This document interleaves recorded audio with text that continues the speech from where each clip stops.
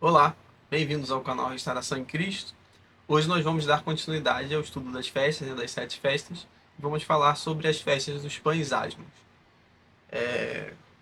Primeiro a gente vai ler em Êxodo 12, do 15 ao 20. Diz o seguinte: 7 dias comereis pães asmos, logo ao primeiro dia tirareis o fermento das vossas casas, pois qualquer que comer coisa levedada, desde o primeiro dia até o 7º dia, essa pessoa será eliminada de Israel. Ao primeiro dia haverá para vós outros santa assembleia. Também ao 7º dia tereis santa assembleia. Nenhuma obra se fará nele, exceto o que diz respeito a comer, somente isso podereis fazer. Desde o dia 14 do primeiro mês, à tarde, comereis pães asmos até a tarde do dia 21 do mesmo mês. Por 7 dias não se ache nenhum fermento nas vossas casas, porque qualquer que comer pão levedado será eliminado da congregação de Israel. Tanto o peregrino como o natural da terra. Nenhuma coisa levedada comereis, em todas as vossas habitações comereis pães asmos. E aí temos também números 28, do 17 ao 18. Aos 15 dias do mesmo mês, está falando do primeiro mês, né? Haverá festa, 7 dias se comerão pães asmos. No primeiro dia haverá santa convocação, nenhuma obra servil fareis. Aí lá no 25, né, do versículo 25, ele fala: no 7º dia tereis santa convocação, nenhuma obra servil fareis. Então, só para situar em todo esse esquema que a gente está tratando aqui, né? Primeiro, temos a Páscoa, 14, né? E depois Asmos, 15. Sendo que eles já começam a comer, né, os asmos ali na tarde, né, na virada ali, porque o dia terminava às 6 horas. E o cordeiro era sacrificado na virada do dia. Então, temos aí a segunda festa, né? Conforme a gente viu no início, essa festa, né, é a que denomina, né, às vezes Páscoa é chamada de pães asmos, e às vezes o contrário, né? É bom ter isso em mente, como eu disse. E agora no que diz respeito ao significado, ao que essa sombra está mostrando para nós, qual é a realidade por trás dessa sombra. Isso a gente entende pelo que está escrito em 1 Coríntios 5, do 6 ao 8. Não é boa a vossa jactância. Não sabeis que um pouco de fermento leveda a massa toda? Lançai fora o velho fermento, para que sejais nova massa, como sois de fato sem fermento.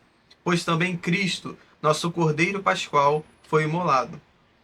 Por isso, celebremos a festa não com o velho fermento, nem com o fermento da maldade e da malícia, e sim com os asmos da sinceridade e da verdade. Então, quando ele fala de fermento na Bíblia, ele está se referindo a pecado. E pães asmos aponta justamente para como o sacrifício de Cristo possibilitou que os nossos pecados fossem retirados. Nós fomos justificados através desse sacrifício, através desse sangue derramado. Então, esse, né, é o significado por trás. Você tem a Páscoa e Asmos, né? As duas festas às vezes, né, têm o mesmo nome, né? Só que justamente isso também aponta para isso, de que elas trabalham ali, as duas apontam para mais ou menos a mesma coisa. Um é o sacrifício e outro é a consequência desse sacrifício, né? Que é a justificação. Fomos justificados por esse sangue, né? Nós vivemos, né, sem o fermento do pecado. Então, né, ter isso em mente, né, que não vivemos mais com o velho homem, o velho fermento, né, conforme a gente leu. E agora eu quero fazer duas observações para a gente entender e trazer à mente algo mais profundo, da mesma forma que eu fiz na festa da Páscoa. Em primeiro lugar, quando ele fala de santa convocação, quando ele diz isso, né, ele diz que terá santa convocação no primeiro e no último dia. Nas outras festas que a gente vai ter, os dias das festas também são considerados, né, santas convocações. Nenhuma obra servil fareis, né, ele fala. E isso é considerado um sábado. Então, mais para frente isso vai ser mais importante, mas eu já vou adiantando.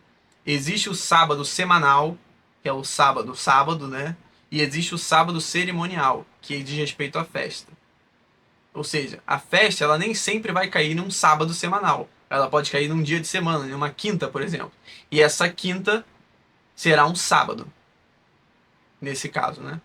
Então é bom ter isso em mente. Agora, outra coisa é que nessa festa a gente vê também o que? Os 7 dias. Conforme tudo aquilo que a gente trabalhou, né, na festa da Páscoa, né? O cordeiro separado no dia 10 e, né, sacrificado só no dia 14, apontando para o fato de que Cristo, a obra de Cristo, a presença dele desde antes da fundação do mundo, mas ele só foi morto no quarto milênio, né? Aquela semana milenar, né? Da história humana, que nos 7 dias da criação era uma sombra do que estaria para acontecer, né? Desses 7 milênios. E Cristo, presente desde antes disso tudo, e o sacrifício dele ali também já fazendo efeito, e ele só sendo sacrificado de fato no quarto milênio, mas em Apocalipse diz, o cordeiro que foi morto desde a fundação do mundo. Isso aponta para o que a gente falou, esse sacrifício é atemporal. Né? Os efeitos, é isso que ele está querendo dizer em Apocalipse. Os efeitos desse sacrifício, apesar dele ter acontecido só no quarto milênio, é como se ele tivesse acontecido desde o início. É isso que temos que ter em mente. E aqui em Asmos também fala sobre isso, quando ele fala desses 7 dias. Ou seja, 7 dias apontando para os 7 milênios, para a semana milenar da humanidade. Durante 7 milênios, Cristo garantiu que o fermento do pecado não estivesse presente, né? Presente nos santos, né? E que nós fôssemos justificados, ou seja, todos aqueles que existiram desde o início têm acesso a essa justificação. Todos têm acesso aos pães asmos, né? Todos têm acesso a viver sem o pecado, a lutar contra o pecado e vencer. E posteriormente herdar a vida eterna. É isso que está sendo dito aqui. E eu quero ler uns textos acerca disso. Em Hebreus, a gente vai ler Hebreus 9, do 24 ao 28, e depois vai continuar o texto em Hebreus 10, do 1 ao 10. Hebreus 9, 24. Porque Cristo não entrou em santuário feito por mãos, figura do verdadeiro, porém no mesmo céu, para comparecer agora por nós diante de Deus. Nem ainda para se oferecer a si mesmo, muitas vezes, como sumo sacerdote, cada ano entra no Santo dos Santos com sangue alheio. Ora, neste caso, seria necessário que ele tivesse sofrido muitas vezes desde a fundação do mundo. Agora, porém, ao se cumprirem os tempos, se manifestou, uma vez por todas, para aniquilar pelo sacrifício de si mesmo o pecado. E assim como aos homens está ordenado morrerem uma vez só, vindo depois disto o juízo, assim também Cristo, tendo se oferecido uma vez para sempre para tirar os pecados de muitos, aparecerá, segunda vez sem pecado, aos que o aguardam para a salvação. Então, nesse versículo 26, ele fala algo muito importante, né, nesse contexto, que seria necessário, né, que ele tivesse sofrido muitas vezes desde a fundação do mundo. O que ele quer dizer com isso? Que desde a fundação do mundo, o sacrifício de Cristo é necessário. Mas ele só precisou fazer esse sacrifício uma vez, que foi no quarto milênio, e automaticamente é como se isso já estivesse acontecendo desde o início. Por isso, o cordeiro, né, presente lá no dia 10. Tudo isso já estava arquitetado desde antes da fundação do mundo. Quando tudo se inicia, isso já está consumado, já está acertado. E aí a gente continua no 10.1.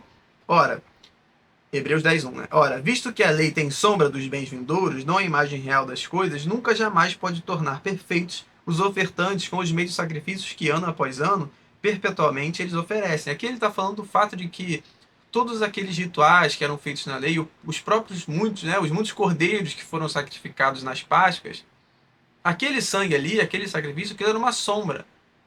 O verdadeiro sacrifício que de fato salva foi o de Cristo no quarto milênio. Porém, o fato de eles estarem cumprindo aquela lei, né, aqueles que tinham acesso àquela lei, a gente fala sobre isso no vídeo de Romanos 9. Aqueles que tinham acesso àquela lei, o fato de eles estarem cumprindo ela já era computado, né, como justiça ali para eles. E aquilo já servia para que eles participassem dos efeitos do sacrifício de Cristo, que só seria feito no futuro, mas que já surtia efeito para eles. Então, no 2. De outra sorte, não teriam cessado de ser oferecidos, porquanto os que prestam culto, tendo sido purificados de uma vez por todas, não mais teriam consciência de pecados. Aqui é justamente o que eu acabei de falar, né? Que se aqueles sacrifícios funcionassem mesmo, eles só precisariam fazer um e ponto final. Mas não, eles faziam vários. Por quê? Porque nenhum daqueles era o sacrifício de Cristo mesmo. Entretanto, nesses sacrifícios, faz-se recordação de pecados todos os anos, porque é impossível que o sangue de touros e de bodes remova pecados. Por isso, ao entrar no mundo, diz: sacrifício e oferta não quiseste, antes um corpo me formaste. Não te deleitaste com holocaustos em ofertas pelo pecado. Então eu disse: eis aqui estou. No rolo do livro está escrito a meu respeito, para fazer, ó Deus, a tua vontade. Depois de dizer, como acima, sacrifícios e ofertas não quiseste, nem holocaustos e oblações pelo pecado, nem com isso te deleitaste, coisas que se oferecem segundo a lei, então acrescentou: eis aqui estou para fazer, ó Deus, a tua vontade. Remove o primeiro para estabelecer o segundo. Nessa vontade é que temos sido santificados mediante a oferta do corpo de Jesus Cristo, uma vez por todas. Então ele afirma aqui, né? Sacrifício e ofertas não quiseste, nem holocausto e oblações pelo pecado, nem com isso te deleitastes. Ele já está afirmando aqui que tudo aquilo ali era uma sombra. Para Deus, aquilo dali não era o bastante. O sacrifício de Cristo foi o bastante. Esse era o verdadeiro sacrifício que tudo aquilo dali estava apontando. Por isso, né, o fim é sempre Cristo. Por essa razão também, quando eu falei daqueles sábados semanais, né, desses sábados cerimoniais no caso, é sempre apontando para Cristo. Todas as festas começam com um sábado cerimonial. Sempre fala disso. Nenhuma obra servil farei, será santa convocação. Porque tudo isso aponta para Cristo. Elas sempre estão apontando para Cristo. Então a festa dos pães ázimos fala disso. De 7 milênios, né, sem o pecado. Que Cristo garantiu isso durante os 7 milênios. Ele só se sacrificou, só veio ao mundo no 4º milênio. Mas a partir daquele sacrifício, todos foram alcançados. Do primeiro ao último. Tanto aqueles que vieram antes dele, tanto aqueles que vieram depois, é que lógico que eles estavam no presente, né? Então é basicamente isso que a gente tem para entender e para compreender aqui na festa dos pães ázimos. E em seguida a gente vai falar sobre a festa das primícias. Então até o próximo vídeo.